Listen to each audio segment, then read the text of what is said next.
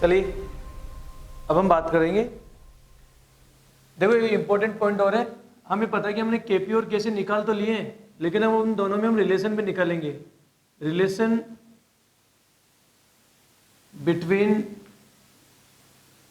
KP and केसी, ये relation भी बड़ी इंपॉर्टेंट है। इस रिलेशन पे डायरेक्ट ही क्वेश्चन पूछ ले जाते हैं इस रिलेशन पे डायरेक्ट क्वेश्चन पूछ ले जाते हैं।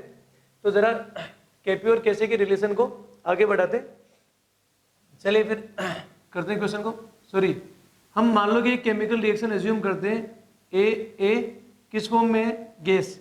मैं गैस क्यों ले रहा हूं, क्योंकि केपी केवल किसके लिए डिफाइन हो सकता है, गैस के लिए कि सॉलिड के लिए कि लिक्विड के लिए, गैस के लिए। प्लस यहां पर कौन है, बी, ये भी कौन सी फॉर्म में है, गैस।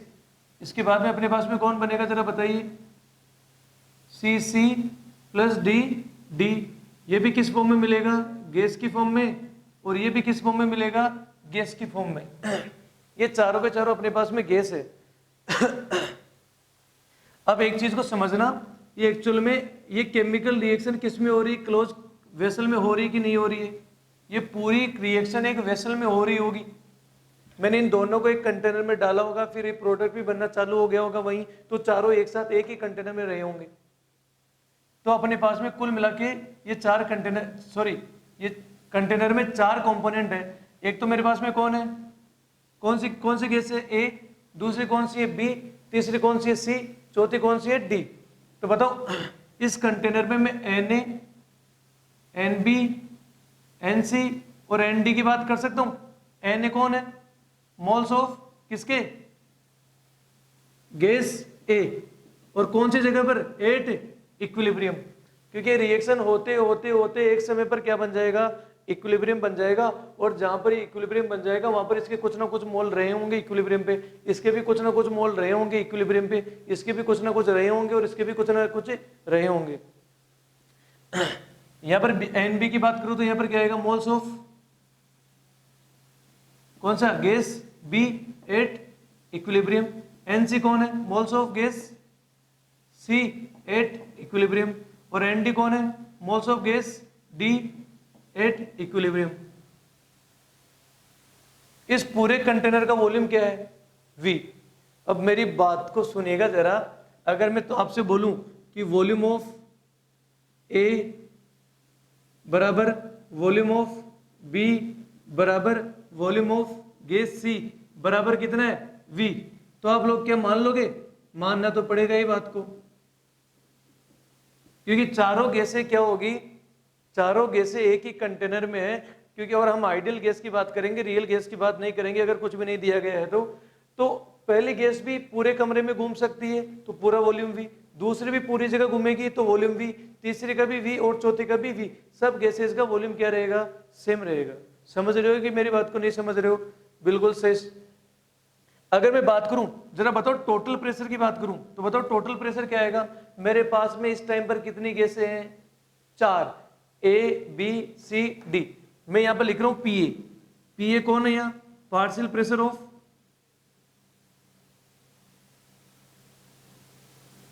कौन से गैस का, ए गैस का, कौन सी जगह पर, इक्विलिब्रियम पर। भाई अगर गैस है तो कोई ना कोई प्रेशर तो लगा रही होगी, तो इसका PA माना मैंने। दूसरी बात किसी कर रहा हूं, PB की, partial pressure of which gas, B gas. अगर मैं PC की बात करूं तो partial pressure of C gas 8, equilibrium. और बिल्कुल सेम का सेम अपने पास में आएगा D गैस के लिए, सॉरी A गैस के लिए या D गैस के लिए, sorry, partial pressure of D 8, equilibrium. ये हमने मोल और प्रेशर की बात की है। मैं एक और पॉइंट पूछूं तुम लोगों को कि जरा बताओ, इन दोनों को मैं मिटा रहा हूं यहां से,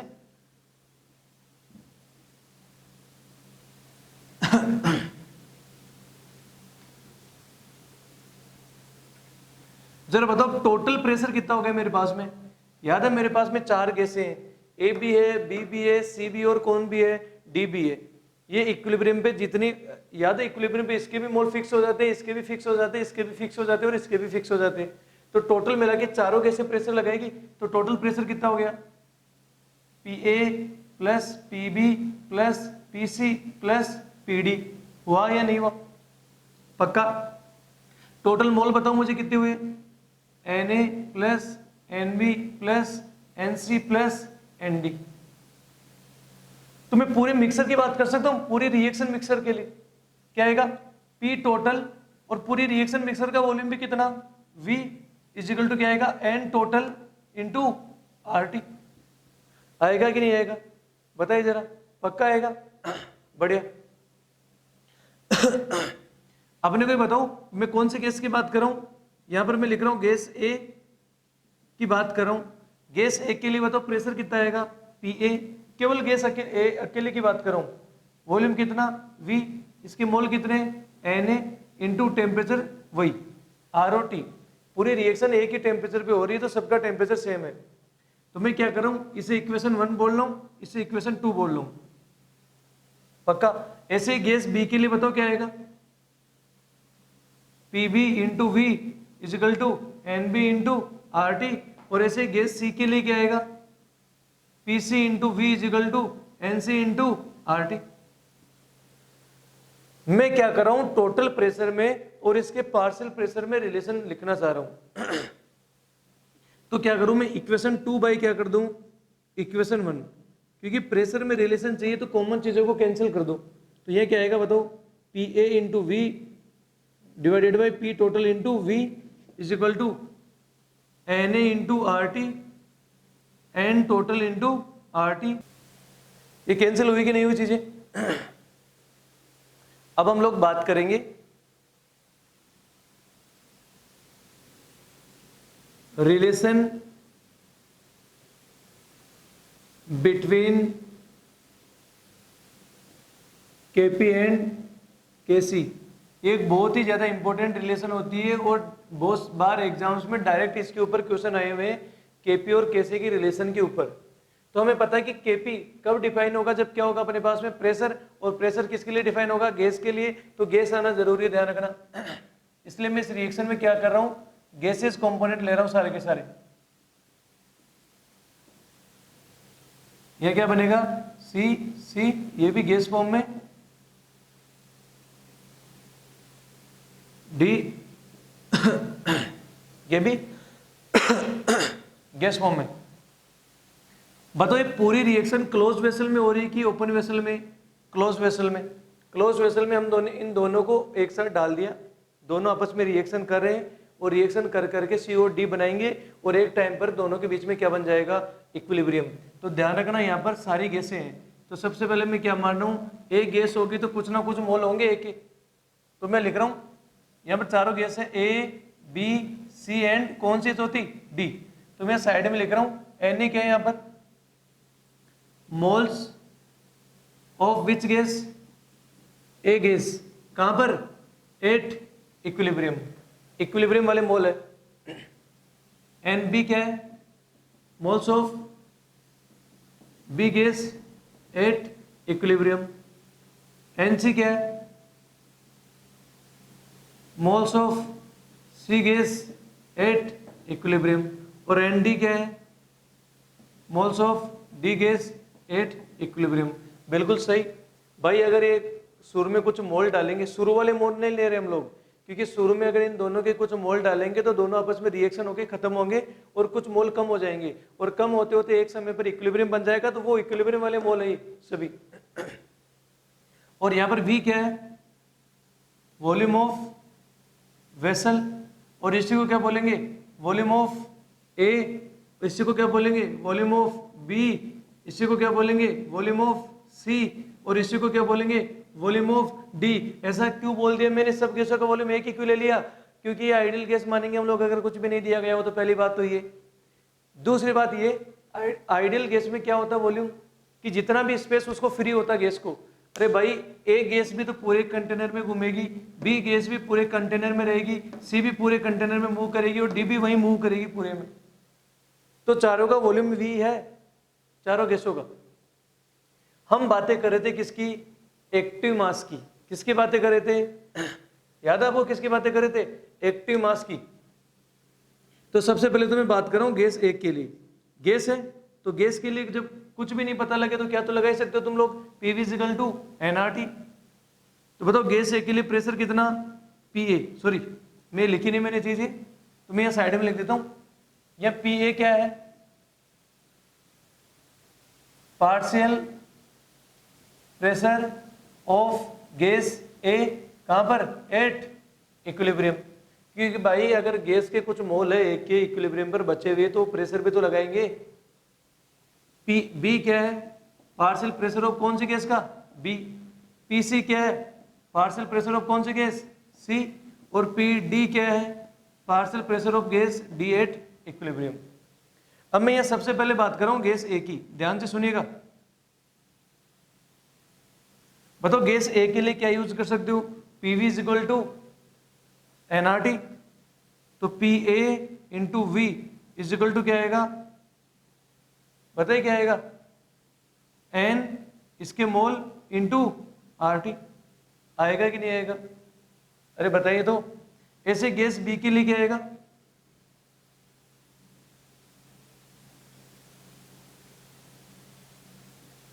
पीबी इंटू वॉल्यूम वो का वो, एनबी इंटू आरटी। और बाकी गैसों के लिए भी सेम का सेम मिलेगा अपने को। अपने को इतनी सी चीज का पता है या नहीं है ना पता। चलिए इसी के बेसिस पे, ये तो अपने को जानकारी गैस स्टेट से मिली है, क्योंकि गैसों के मोल होंगे तो ये सब कुछ होगा अपने पास में। अब हम थोड़ी सी बातें कर लेते हैं इक्विलिब्रियम की। हमें किस में रिलेशन चाहिए, केपी एंड केसी में चाहिए अपने को रिलेशन। तो सबसे पहले इसके लिए केपी का फॉर्मूला बताओ मुझे, क्या बनेगा केपी का फॉर्मूला। ये केपी कहां डिफाइन होता है, किसी भी जगह का कि केवल इक्विलिब्रियम पर, इक्विलिब्रियम पर। तो यहां पर क्या आएगा, प्रेशर ऑफ कौन सी गैस का, सी गैस का, और पावर कितनी, सी। लेकिन ये प्रेशर केवल कहां पर आएगा, इक्विलिब्रियम पे, भूल मत जाना इस चीज को। इनटू यहां पर क्या आएगा, प्रेशर ऑफ गैस किसका, डी का, पावर में कितनी, डी। और ये भी कहां पर आएगा, इक्विलिब्रियम पर। यहां पर क्या आएगा, प्रेशर ऑफ कौन सी गैस का, ए का, और पावर कितनी, ए। लेकिन ये भी कहां पर आएगा, इक्विलिब्रियम पर। क्योंकि ये इक्विलिब्रियम कांस्टेंट है, तो सारे कंपोनेंट इक्विलिब्रियम वाले लेंगे हम लोग, कि इक्विलिब्रियम पर उनकी कंसंट्रेशन या प्रेशर कितने मिले अपने को। और यहां पर प्रेशर ऑफ किसका, बी, पावर बी, लेकिन कहां पर, इक्विलिब्रियम पर। देखो अपने को किस में रिलेशन चाहिए, केपी एंड केसी में। तो अपने को केपी तो इधर मिल रहा है, अगर मैं कैसे तैसे इस चीज को किस में कन्वर्ट कर दूं, कंसंट्रेशन में, तो क्या मेरा काम नहीं हो जाएगा, हो जाएगा भाई, क्यों नहीं हो जाएगा। तो सबसे पहले अपने पास कोशिश करके तो देखो। अगर मैं सी गैस की बात करूं तो सी गैस के लिए बताओ क्या आएगा, PC into V is equal to, बोलो इसके मोल इंटू आरटी।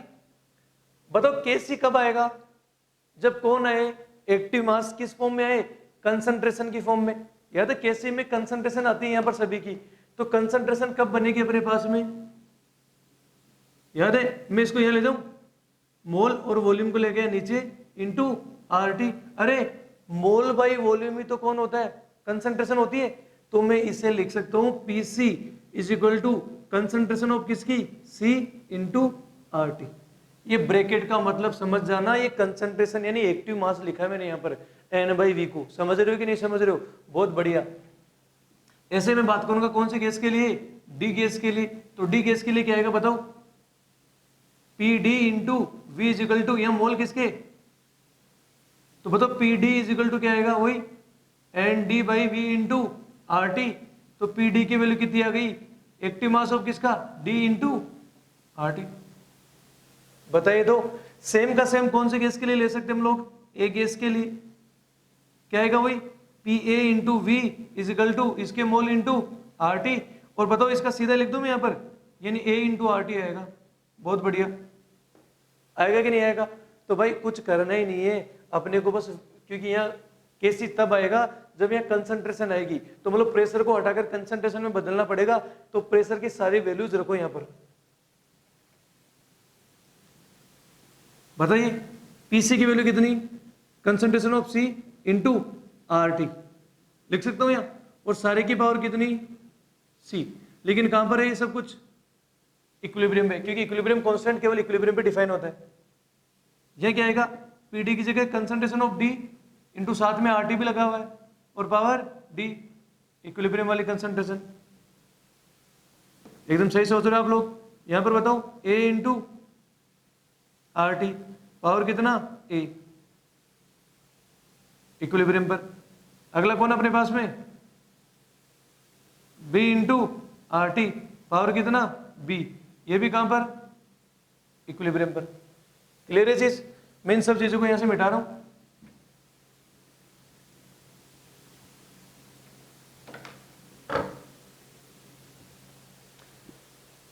ये आर टी आ रहा है, यहां पर भी आर टी आ रहा है, यहां पर भी आर टी आ रहा है और यहां पर भी आर टी आ रहा है। कैंसिल कर दे? नहीं, गलत हो जाएगा मामला, क्योंकि पावर अपने को बताएगी कि कैंसिल करना है कि नहीं करना है। मान लो यहाँ सी की वैल्यू 1 होती और यहाँ 2 होती, तो यहाँ आर टी होता और यहाँ आर टी का स्क्वायर होता, तो कैंसिल नहीं कर सकते हम लोग।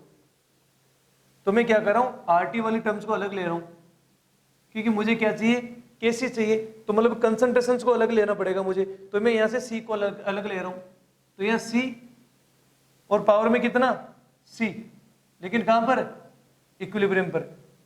यहां से मुझे क्या मिलेगा, डी, पावर में कितना डी, लेकिन कहां पर, इक्विलिब्रियम पे। साथ में यहां से आर टी बची गया, और आर टी पावर कितना बचेगा यहां से सी, और यहां आर टी पावर कितना बचेगा डी।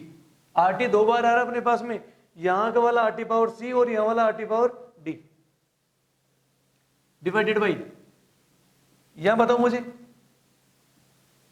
ए पावर कितनी ए, और यहां क्या बनेगा बी पावर बी, लेकिन ये कंसंट्रेशन कौन सी वाली, इक्विलिब्रियम वाली। यहां वही आर टी पावर कितना ए, आर टी पावर कितना बी।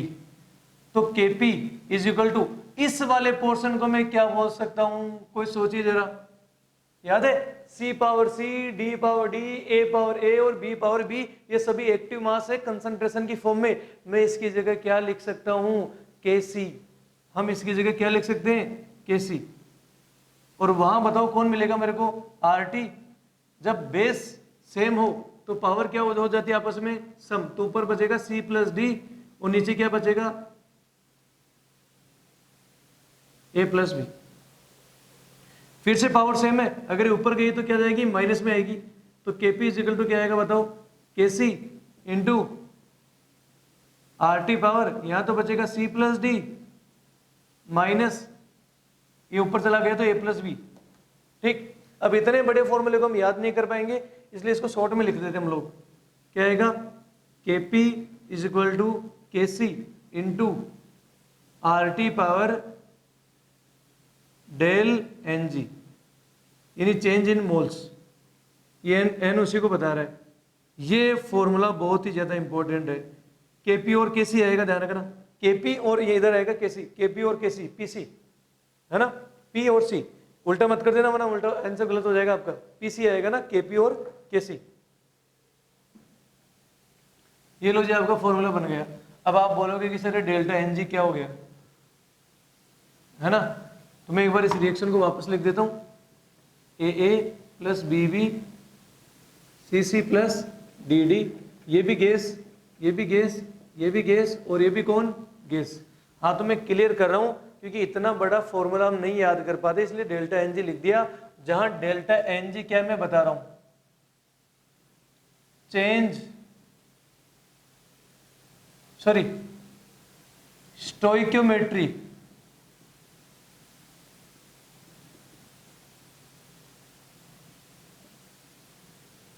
कोफिशिएंट या मोल्स लिख लो है ना, कोफिशिएंट लिख लो, stoichiometric coefficient of product minus stoichiometric coefficient of gaseous product minus stoichiometric coefficient of gaseous reactant. देख लो, इस डेल्टा एन जी, जी का मतलब गैस ही है और डेल का मतलब चेंज और एन का मतलब मोल, यानी वे नॉर्मल मोल नहीं, स्टोइक्योमेट्री मोल है ना, स्टोइक्योमेट्री मोल उनका चेंज है। मैं बता रहा हूं ऐसा क्यों लिखा, देखो सी क्या है और डी क्या है। सी किसका स्टोइक्योमेट्रिक कोफिशिएंट है, सी का, और डी का स्मॉल डी है। ये दोनों प्रोडक्ट ही तो है और दोनों का सम है टोटल। और ए और बी क्या है, रिएक्टेंट का, तो यहां प्रोडक्ट माइनस रिएक्टेंट ही तो आ रहा है। तो हमने भी तो वही किया, उसको शॉर्ट में लिख दिया, प्रोडक्ट माइनस रिएक्टेंट। अब देखो, इसको ध्यान रखने का एक और तरीका है, क्योंकि केपी किसके लिए डिफाइन होता है हमेशा, गैस के लिए कि किसी और के लिए, गैस के लिए, वरना केपी आएगा ही नहीं। तो केपी और केसी के रिलेशन में ये डेल्टा एन है ना जी, ये केवल गैस ही कंपोनेंट में से डिवाइड करना है। तभी मैंने ये गैस लिखा है। बाकियों में नहीं डिफाइन, बाकियों से नहीं करना सब्ट्रैक्ट। इसका मतलब होता है गैसियस प्रोडक्ट माइनस गैसीय रिएक्टेंट, क्योंकि केपी केवल गैस के लिए डिफाइन होगा। तो ये डेल का मतलब ये डेल एनजी में केवल गैस वाले कंपोनेंट को ही कंसीडर करना है। केपी में सॉलिड और लिक्विड को अगर हमें कंसीडर कर गया तो केपी तो डिफाइन ही नहीं होता उनके लिए, तो उसको नहीं ले सकते हम लोग, है ना। चलिए अगर आप समझ ही गए तो जरा बताइए मुझे कुछ चीजें। एग्जाम्पल ले रहा हूं मैं। सबसे पहले तो मुझे बताओ H2 प्लस Cl2, और यहां से क्या बन रहा है 2HCl। ये भी गैस है, ये भी गैस है, ये भी गैस है। अब जरा मुझे एक चीज बताओ, केपी और केसी में रिलेशन बताओ। यहां बताओ रिलेशन क्या आएगी, फॉर्मूला बताओ अपना। बताओ केपी इजिकल टू क्या आएगा, K C into R T power del N G. और एक और चीज ध्यान रखना, ये जो आर आया, आर ये कहां से आया, पीवी इजिकल टू एनआरटी से तो आया। तो यहां पर आर का मान क्या रखेंगे, वही जूल वाला नहीं रखेंगे या कैलोरी वाला नहीं रखेंगे, क्योंकि वो तो ऊर्जा के एनर्जी के टाइम में आता है। यहां क्या रखेंगे 0.0821 एटीएम लीटर वाला रखेंगे, ध्यान रखना। ये मान रखा जाएगा, या 1/12 भी ले सकते हो। ये आएगी रिलेशन केपी और केसी में। अब जरा बताइए डेल एनजी कितना आएगा यहां।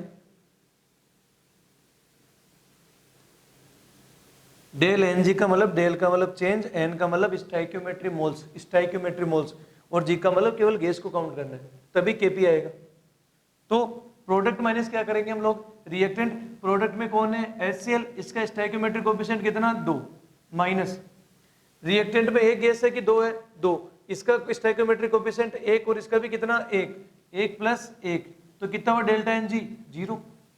तो रखिए केपी इजिकल टू क्या आ गया, K C into R T power कितना मिल गया अपने को 0। किसी भी संख्या की पावर 0 हो तो उसकी वैल्यू कितनी होती है 1 होती है। तो यहां से बताइए मुझे केपी की वैल्यू किसके बराबर मिली, केपी इजिकल टू क्या मिल गया अपने को केसी। मतलब इस जरूरी नहीं कि हमेशा केपी और केसी सेम हो, लेकिन जब डेल एनजी कितना हो जाए 0, तो डेल एनजी वाली रिएक्शन में हमेशा केपी और केसी की वैल्यू क्या होती है सेम। चाहे केपी निकालो चाहे केसी निकालो, कोई फर्क नहीं पड़ता उन रिएक्शंस में।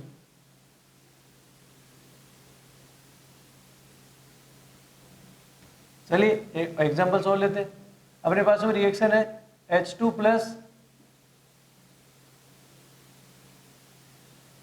सॉरी 2NH3 है अपने पास में, नहीं N2 प्लस 3H2, और इसे क्या बन रहा अपने पास में 2NH3। ये भी कौन गैस, ये भी कौन गैस, और ये भी कौन गैस। आपको फिजिकल स्टेट मेंशन होगी क्वेश्चन में, ध्यान दीजिएगा, आपको क्वेश्चन में फिजिकल स्टेट मेंशन होगी, परेशान होने की कोई जरूरत नहीं है, ठीक है। अब जरा बताइए मुझे, सबसे पहले तो डेल एनजी बता दो मुझे कितना आएगा, change in stoichiometry moles of, sorry stoichiometry moles of gaseous product minus stoichiometry moles of gaseous reactant. बताओ गैसियस प्रोडक्ट के कितने मोल है, यहाँ पर गैस है कि नहीं है, कितने मोल है 2, बढ़िया, माइनस गैसियस रिएक्टेंट है, हाँ, टोटल कितने हो गए स्टाइक्योमेट्रिक कोएफिशिएंट 3 और 1 कितना हो गया 4, तो 2 - 4 तो कितना हो गया -2। तो बताइए केपी बराबर क्या होता है, K C into R T power del N G, और डेल एनजी की वैल्यू कितनी हो गई -2।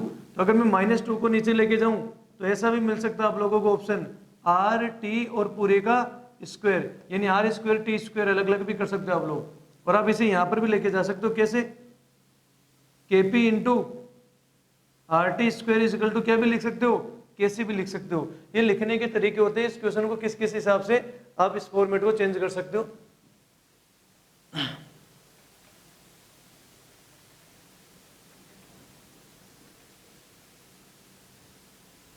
थर्ड एग्जांपल है PCl5 है, गैस है, और PCl5 से क्या बन रहा है अपने पास में PCl3 बन रहा है, प्लस क्या बन रहा है अपने पास में Cl2 बन रहा है।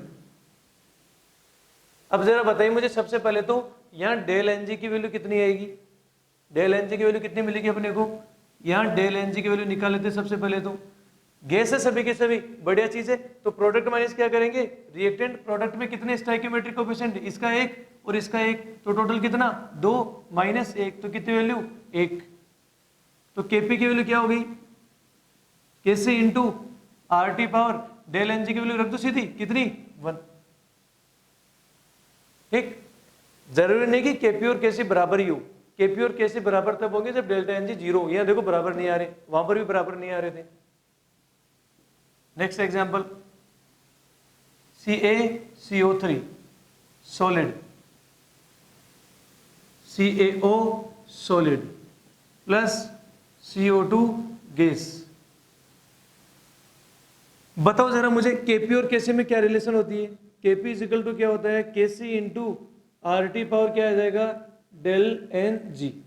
अब डेल एन जी की वैल्यू कितनी हो गई यहाँ पर, बताओ प्रोडक्ट में कितने हो गए, एक यहाँ और एक यहाँ, कितने 2, और यहाँ कितना है -1, 2 माइनस 1 कितना हो गया 1, गलत है। अरे हम बार बार बोल रहे हैं आप लोगों को कि डेल एन जी की बातें हो रही है। जब डेल एन जी है, जी लगा हुआ है, तो गैस को ही देख रहा है आपको केवल। यहाँ ये सॉलिड है और यहाँ पर भी ये सॉलिड है, सॉलिड का प्रेशर डिफाइन ही नहीं होता, केपी नहीं बता सकते उसके लिए हम लोग। तो फिर गैस का कितना यहाँ पर केवल 1 स्टोइकियोमेट्रिक मोल है, तो प्रोडक्ट में केवल कितना आएगा 1, माइनस रिएक्टेंट की तरफ कितना है 0, तो टोटल कितना 1। तो बताओ केपी इज इक्वल टू क्या हो गया, K C into R T power कितना 1।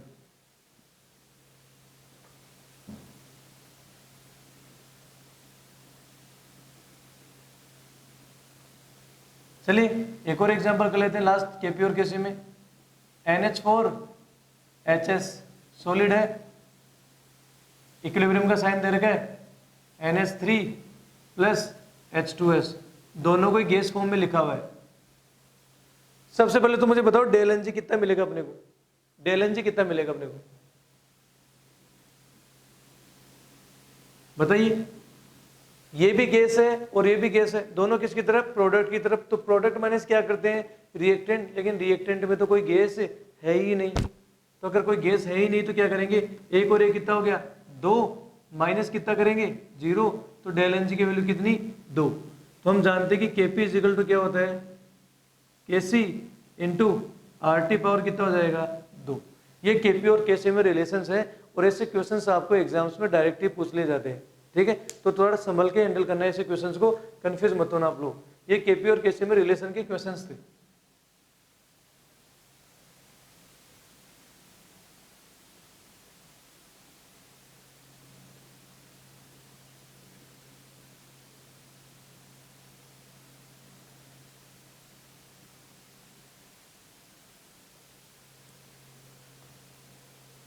मैं दोबारा लिख रहा हूं, ध्यान से सुनिएगा।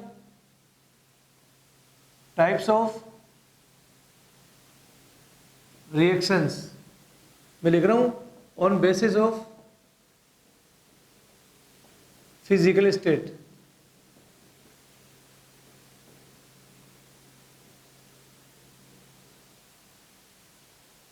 है ना, मैं लिख रहा हूं फिजिकल स्टेट के बेसिस पे टाइप्स ऑफ रिएक्शंस लिखने अपने को। तो सबसे पहले मैं बात कर रहा हूं होमोजीनियस रिएक्शंस।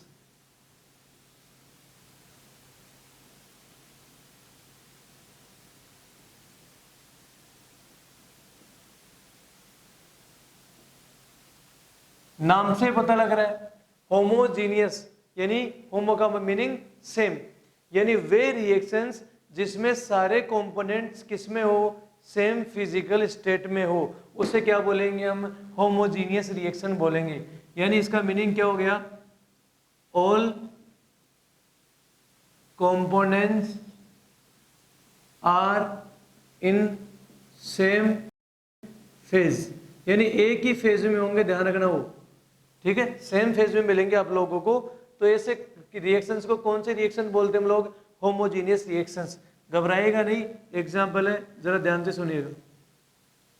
मैं एग्जांपल पिक कर रहा हूं, H2 गैस है प्लस Cl2, चलो इस बार I2 ले लो आप।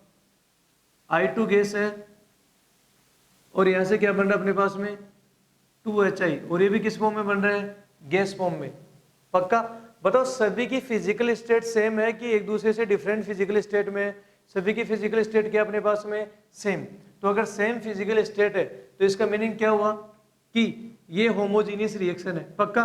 चलो होमोजीनियस रिएक्शन तो है, अच्छी बात है। अब अपने को ये बताना है कि क्या इसके लिए केपी डिफाइन हो सकता है क्या। अपने को अब केपी और केसी भी साथ के साथ चेक करना है। क्या इस रिएक्शन के लिए केपी डिफाइन हो सकता है? केपी, केपी, पी बोले तो प्रेशर, प्रेशर किसका होता है? गैस का। गैस का होना जरूरी है। क्या गैस दिखाई दे रही है? हाँ, तो इसके लिए केपी डिफाइन हो सकता है। बताओ केपी की वैल्यू क्या आएगी? प्रेशर ऑफ किसका, कौन सी गैस है यहाँ पर? HI, और इसका स्टोइकोमेट्रिक कोएफिशिएंट कितना है? 2, तो पावर कितनी हो जाएगी? 2। स्टोइकोमेट्रिक कोएफिशिएंट पावर में जाता है डिवाइडेड बाई, या प्रेशर की यहाँ स्टोइकोमेट्रिक कोएफिशिएंट कितना है? 1, तो यहाँ पर क्या आएगा? प्रेशर ऑफ H2, और यहाँ पर क्या आएगा बताओ? पावर कितनी? 1 और 1। बिल्कुल, इसके लिए केपी डिफाइन है। क्या केसी डिफाइन है क्या? हाँ भाई, केसी तो डिफाइन हो ही सकता है, क्यों नहीं हो सकता? केसी के लिए क्या चाहिए? कंसंट्रेशन, तो इनकी कंसंट्रेशन तो हो सकती है, क्यों नहीं हो सकती है? तो बताओ यहाँ क्या आएगी? कंसंट्रेशन ऑफ किसकी? HI, इसका क्या हो जाएगा? स्क्वायर, यह क्या आएगा? H2, और ये क्या आएगा? I2। बोलिए हुआ कि नहीं हुआ? दोनों में रिलेशन भी बता सकते हो आप लोग। हम जानते हैं कि केपी इज इक्वल टू क्या होता है? K C into RT power del NG। हमें कोई डेल NG बताएगा यहाँ कितना आ रहा है? यहाँ कितना? 2, यहाँ कितना? -2, 2 - 2 कितना हो गया? 0। तो वही बात हो गई, केपी इज इक्वल टू क्या हो गया? केसी इंटू RT पावर कितना मिल गया? 0। यानी केपी और केसी क्या है? सेम है कि अलग अलग है? सेम है। केपी और केसी यहाँ पर क्या है? इक्वल है। ठीक है जी, कुछ और एग्जांपल लेते हैं।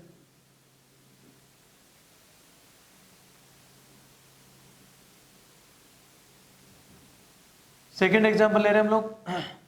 बताओ इसी में एक और एग्जांपल है।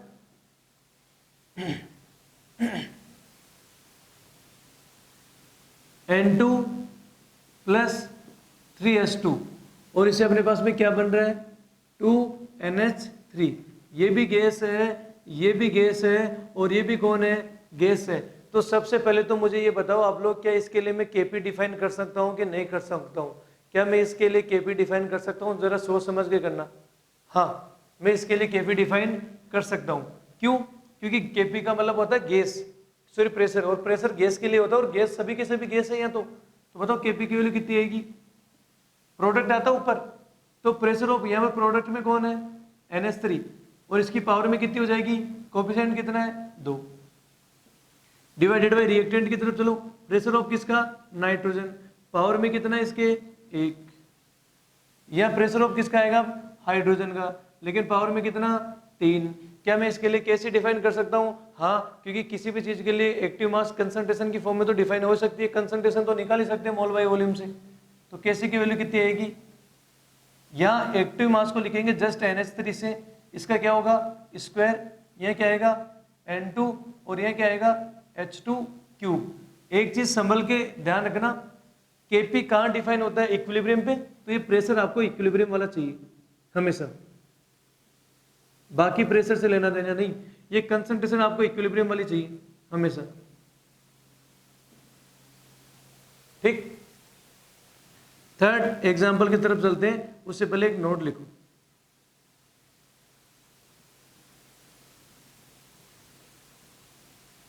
ठीक है, मैं नोट लिखवा रहा हूं यहां। Active mass of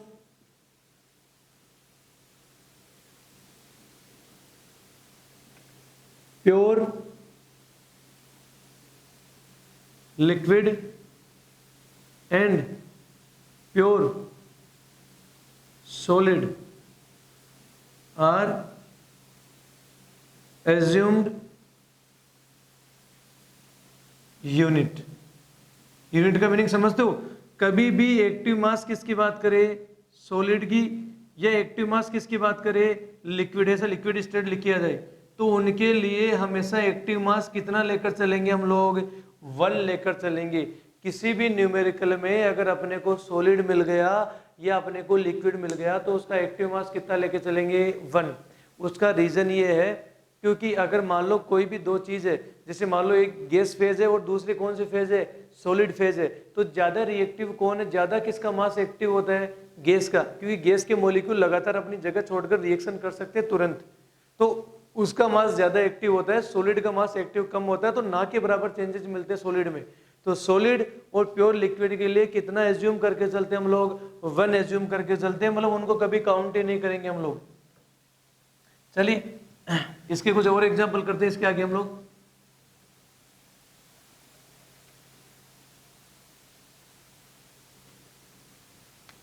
third example है CH3COOH एक्वस, और इसे क्या बनना अपने पास में CH3COO minus plus H plus, ये भी कौन एक्वस और ये भी कौन एक्वस।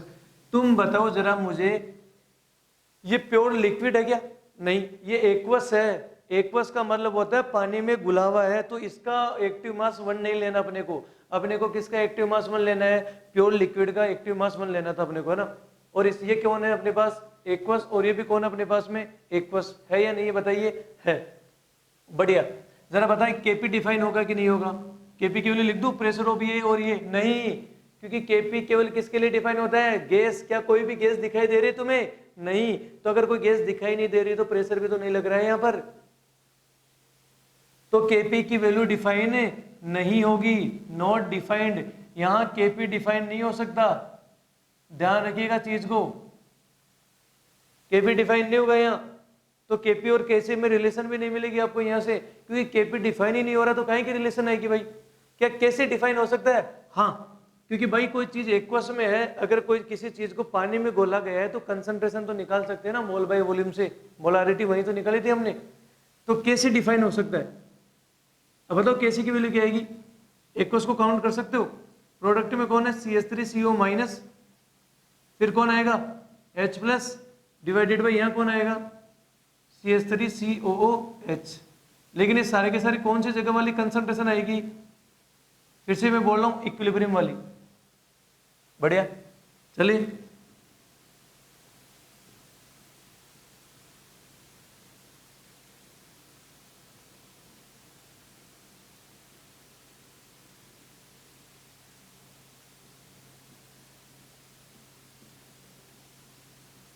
अब बताइए जरा, मैं सबसे पहले तो ये बताइए क्या इसके लिए केपी डिफाइन हो सकता है या केपी डिफाइन नहीं हो सकता, ये बात बताइए मेरे को, क्या केपी डिफाइन हो सकता है इसके लिए, क्या यहाँ केपी डिफाइन कर सकते हैं हम लोग, क्योंकि केपी के लिए क्या होना जरूरी है, गैस होना जरूरी है, क्या अपने को यहाँ गैस दिखाई दे रही है, नहीं दिखाई दे रही है, तो यहाँ पर अपन केपी को डिफाइन नहीं कर सकते, कतई नहीं कर सकते, केपी डिफाइन नहीं होगा।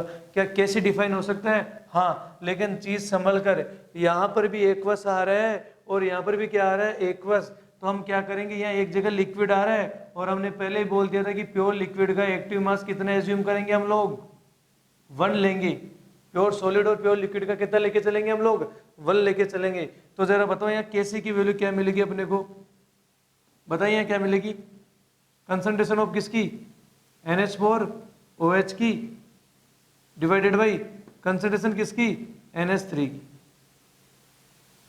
आई बात समझ में आ रही, बढ़िया, चलो ये होमोजेनियस रिएक्शन की बातें हम लोगों ने कर ली है, अब हम बात करेंगे हेट्रोजीनियस रिएक्शन की।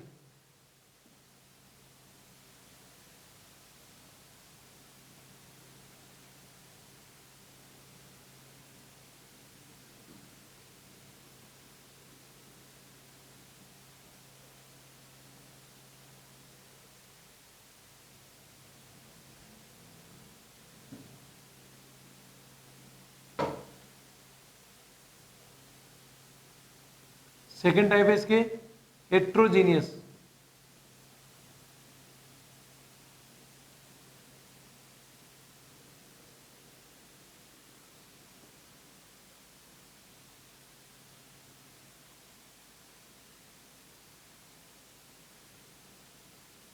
हम बात करेंगे हेट्रोजीनियस रिएक्शन की। चलिए हेट्रोजीनियस रिएक्शन से नाम से पता लग रहा है क्या रहेंगे, components are in different phase, यानी इसके कंपोनेंट्स अलग अलग फेज में प्रेजेंट होंगे, अलग अलग फिजिकल स्टेट मिलेगी अपने को। जैसे मैं सीधे एग्जाम्पल से पिक कर रहा हूँ, ध्यान से सुनिएगा फिर से। हम हर एक एग्जाम्पल में केपी और केसी को भी डिफाइन करवाना सीखेंगे। जैसे अपन एक सिंपल सा एग्जाम्पल ले रहे हैं, अपने एग्जाम्पल लिया CaCO3 किस फॉर्म में है, सॉलिड में। जब इसकी रिएक्शन को करवाया तो अपने को क्या क्या मिला, CaO कौन, सॉलिड, प्लस CO2 किस फॉर्म में, गैस। पहली चीज तो ये समझ जाना कि ये दोनों के दोनों कौन है, सॉलिड। और सॉलिड का एक्टिव मास हम लोग कितना यूज करेंगे, कितना यूज करेंगे हम लोग, 1। यानी उनको काउंट ही नहीं करना अपने को, उनको 1 मान लिया हम लोगों ने। अब जरा बताइए क्या इसके लिए केपी डिफाइन हो सकता है क्या? अच्छा क्वेश्चन है। क्या इस क्वेश्चन में, इस जो आपको प्रॉब्लम दे रखी है, इसमें केपी को हम लोग डिफाइन कर सकते हैं कि नहीं कर सकते, ये बताइए हमें तो बस आप। क्या केपी डिफाइंड है यहाँ? आप सोच रहे होंगे कि नहीं, मैं बोलूंगा हाँ। अरे अगर एक भी गैस है ना, एक भी गैस, तो उसका प्रेशर होगा और वहां कौन डिफाइन होगा, केपी डिफाइन होगा ही होगा। अगर एक भी गैस है तो केपी डिफाइन होगा, उसमें कोई दोहरा ही नहीं है। तो बताओ केपी की वैल्यू क्या आएगी, क्योंकि ये दोनों तो सॉलिड है, इनका तो एक्टिव मास 1 हो गया, काउंट ही नहीं करना। तो यहाँ पर क्या आएगा, केवल प्रेशर ऑफ किसका, CO2 का। खत्म हो गई बात। क्या कैसे डिफाइन हो सकता है? हाँ, भले इसका एक्टिव मास कितना हो गया 1, इसका भी एक्टिव मास कितना हो गया 1, लेकिन भाई गैस के लिए तो कंसंट्रेशन डिफाइन हो सकती है मोल बाय वॉल्यूम से, उसका तो एक्टिव मास लिख सकते हो आप लोग।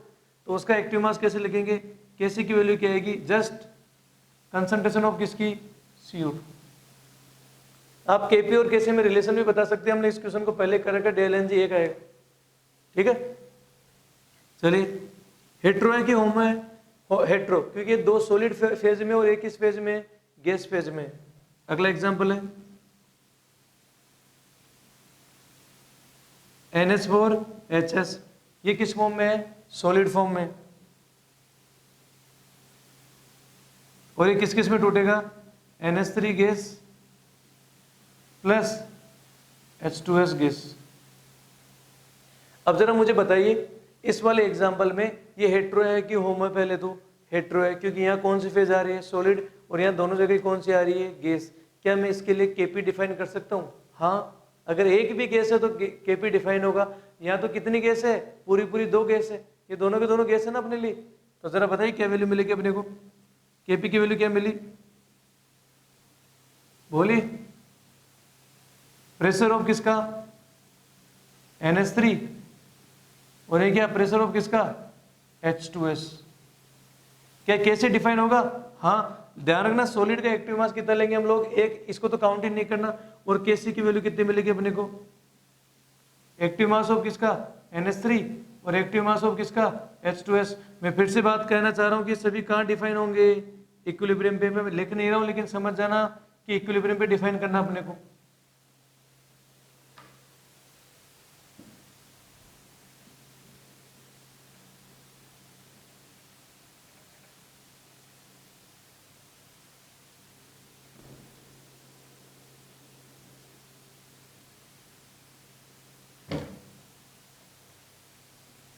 जैसे मैं एग्जांपल ले रहा हूं, सॉरी कितने एग्जांपल हो गए अपने पास में, 2। तीसरा एग्जांपल है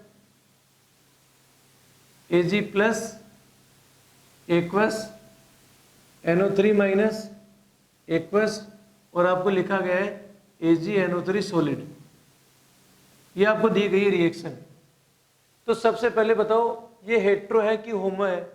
तो सबसे पहली बात तो मैं बोलूंगा कि हेट्रो है, क्योंकि यहाँ पर कौन सी फेज है, सॉलिड, और यहाँ पर एक्वस यानी लिक्विड की तरह हो गया वो। क्या केपी डिफाइन होगा क्या, केपी डिफाइन हो सकता है क्या? तो मैं बोलूंगा नहीं। क्यों?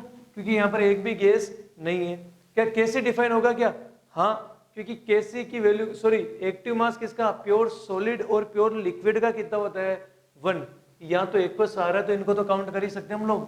तो बताओ केसी की वैल्यू क्या आ जाएगी, उसका एक्टिव मास कितना हो गया AgNO3 का, 1। तो उसको ऊपर तो लिखेंगे 1, और नीचे क्या आएगा,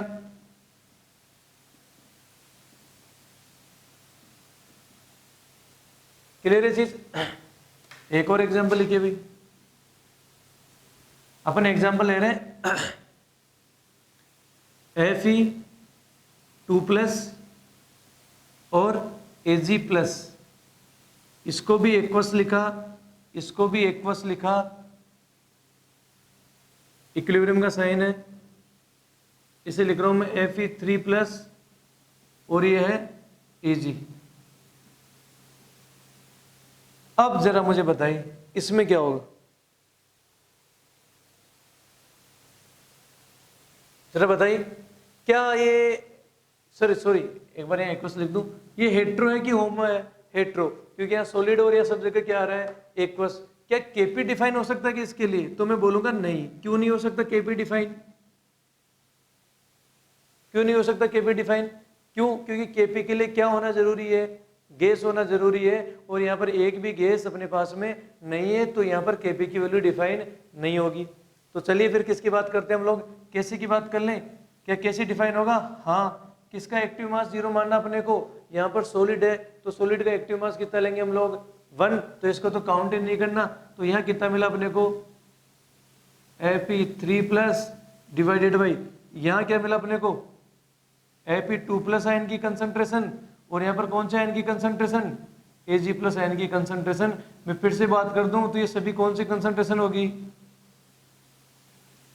इक्विलिब्रियम वाली कंसंट्रेशन आएगी सारी की सारी। ठीक है, क्लियर होगी ये चीज?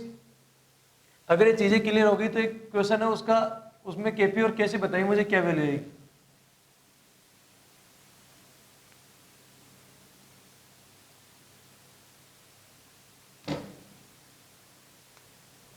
एक क्वेश्चन है CH3 COO C2H5 aqueous plus H2O liquid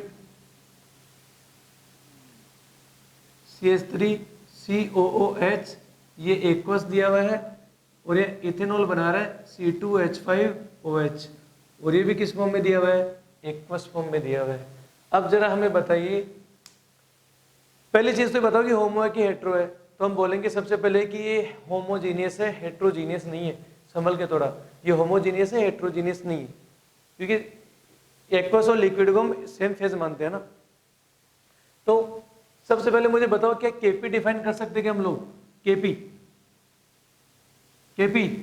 कर सकते हैं हम लोग डिफाइन? तो हम बोलेंगे नहीं। क्यों? क्योंकि केपी डिफाइन करने के लिए अपने पास क्या होना जरूरी है?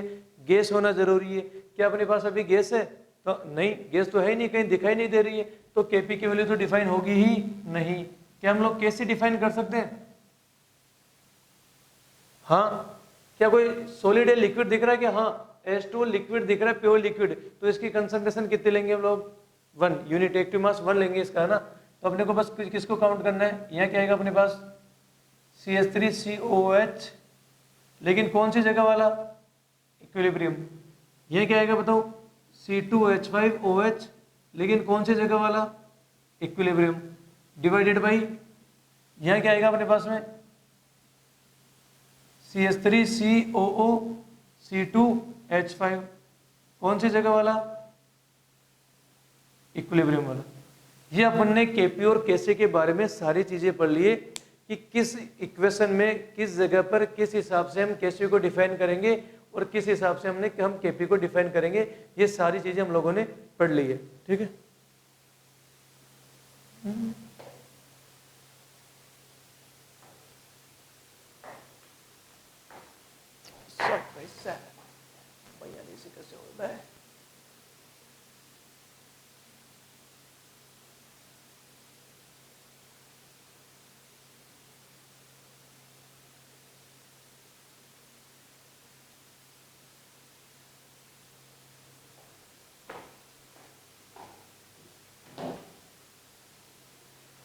चलिए एक दो क्वेश्चन कर लेते हैं हम लोग।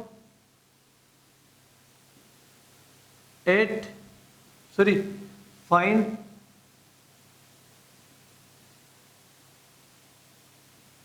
Relation between K P and K C for reaction N2 + 3H2, और यहां से क्या बन रहा है? 2NH3। देखो अच्छा क्वेश्चन है, सॉरी गैस है।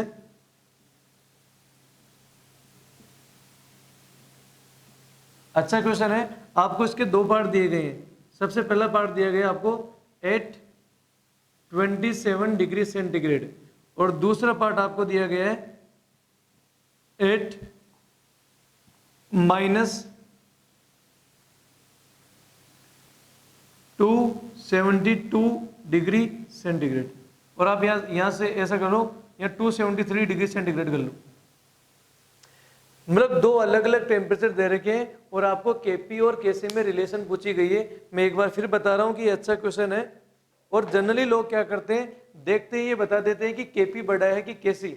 आपको ऑप्शन में ऐसा लिखा मिलेगा कि केपी इज ग्रेटर देन केसी, दूसरे ऑप्शन में लिखा मिलेगा केसी इज ग्रेटर देन केपी। तो आपको ऐसे कुछ ऑप्शन मिलेंगे, या फिर आपको केपी इज इक्वल टू केसी वाले ऐसे कुछ ऑप्शन मिलने वाले हैं। तो कई लोग तो इसको देखकर ही बता देते हैं केपी और केसी को कि क्या आंसर आएगा, तो वो गलत हो जाएगा।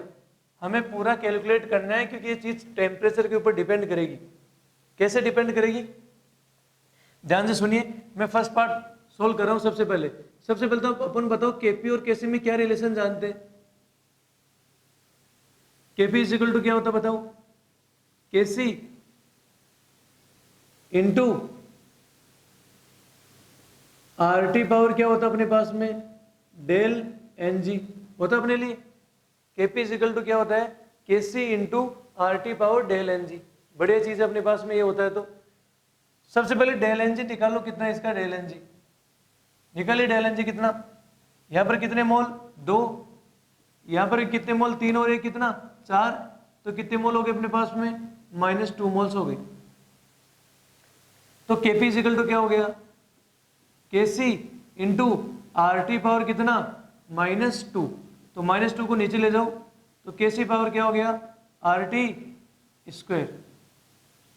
अब कई लोग क्या करते हैं, कई लोगों के दिमाग में ऐसा फितूर चलता है कि सर आरटी स्क्वायर को इधर ले जाओ तो केपी केसी बराबर केपी इंटू आरटी का स्क्वायर हो जाएगा, तो इसका मतलब सर केसी बड़ा आ जाएगा। नहीं, अपन टेम्परेचर के अकॉर्डिंग चलेंगे कि कौन बड़ा आएगा और कौन छोटा आएगा।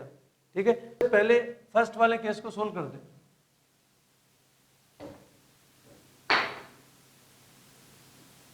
बताओ टेम्परेचर कितना दे रखा फर्स्ट वाले केस में 273 डिग्री सेंटीग्रेड। अगर मैं इसको केल्विन में बदलूंगा तो कितना आएगा 273 प्लस 273 कितना केल्विन हुआ 546 केल्विन। बना या नहीं बना अपने पास, बना। तो केपी इज इक्वल टू बताओ क्या आएगा, केसी इंटू यहां था आरटी पावर कितना -2, तो रखिए वैल्यू आर की जगह कितना रखेंगे और यहां कितना रखेंगे 546 पावर -2। इन दोनों को अगर हम मल्टीप्लाई करेंगे तो अपने पास में वैल्यू आएगी 44.8 पावर -2। ठीक है भाई लोग, आप इस -2 वाले पोर्शन को नीचे ले जाओ तो क्या मिला अपने को, केपी इज इक्वल टू क्या हो गया केसी इंटू 44.8 पावर कितना 2। अब तुम इधर ही बता दो मेरे को केपी बड़ा है कि केसी। बताओ केसी में किसका डिवाइडेशन करोगे, इतनी बड़ी संख्या का डिवाइडेशन करोगे तो ये वैल्यू बहुत छोटी आ जाएगी। तो कौन बड़ा हुआ केसी की K P, K C is greater than K P. तो हम वहां से डिसाइड नहीं कर सकते कि केपी बड़ा है क्या कि केसी। अपने को पूरा सोल्व करना पड़ेगा क्वेश्चन को, और पूरा सोल्व करने के बाद में हम पता लगा पाएंगे कि क्वेश्चन में एक्चुअल में केपी बड़ा आया है या केसी बड़ा है। चलिए हम लोग इसके सेकंड पार्ट की तरफ चलते हैं। सेकंड पार्ट में आप लोगों को टेम्परेचर कितना दिया है इस क्वेश्चन ने, सेकंड पार्ट में अपन लोगों को इसने टेम्परेचर -273 डिग्री सेंटीग्रेड दिया। संभल के काम करना, सॉरी -272 डिग्री सेंटीग्रेड। हमें किस में चाहिए केल्विन में, तो केल्विन के लिए इसमें कितना ऐड कर देंगे 273, तो बताओ कितना केल्विन हो गया 1 केल्विन। यानी उसने अपने को टेम्परेचर जस्ट 1 केल्विन दिया है, 1 केल्विन। तो केपी और केसी की रिलेशन बताइए, केपी इज इक्वल टू क्या हो गया केसी इंटू आरटी पावर क्या हो गया -2। आर की जगह आ रखिए वैल्यू 0.0821 और टी की जगह कितना 1 पावर -2। आप इस वैल्यू को 1/12 भी लिख सकते हो, आर की वैल्यू को, है ना, अप्रोक्सीमेट चाहो तो यहां पर क्या मिलेगा अपने को,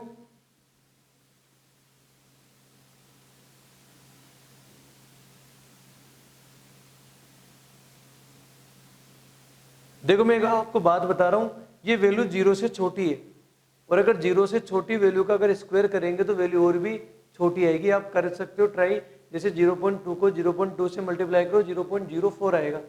तो ये बहुत ही ज्यादा छोटी संख्या है, और अगर बहुत ही ज्यादा छोटी संख्या का डिवाइडेशन किस में करेंगे, इसमें, तो वैल्यू क्या हो जाएगी, बहुत ही ज्यादा बड़ी। और अगर ऐसा नहीं समझ में आ रहा है तो कोई दिक्कत वाली बात नहीं, आप डिवाइड कर लो, वरना इसको 1/12 भी तो बोल सकते हम लोग।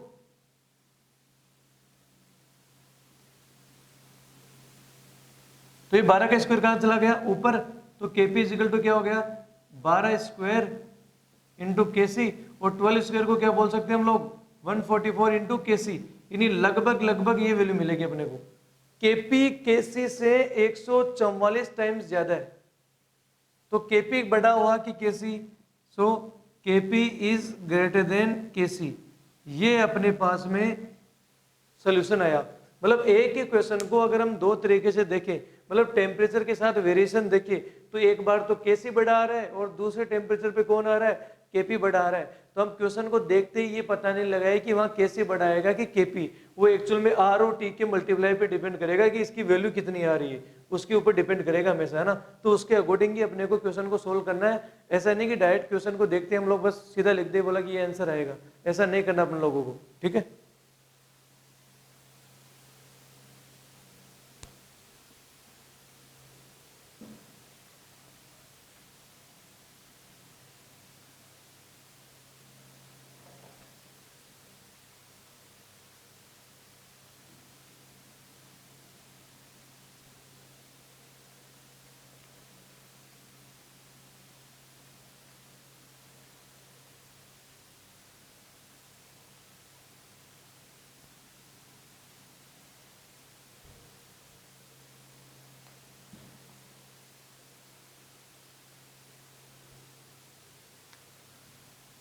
चलिए और क्वेश्चन करते हैं। For reaction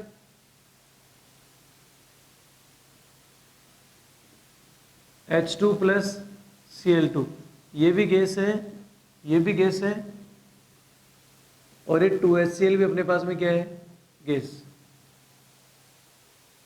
if active mass of hydrogen comma chlorine and HCl are 1 molar comma 2 molar comma 4 molar या 3 मोलर ले लो एट इक्विलिब्रियम रेस्पेक्टिवली। अब जरा बताइए, आपको इनका प्रेशर दिया गया है कि कंसंट्रेशन दी गई है, गैस तो है तीनों लेकिन प्रेशर कहीं दे नहीं रखा है, तो ज्यादा सुटेबल कौन होगा, केपी निकालना कि केसी निकालना, KC. Then find KC and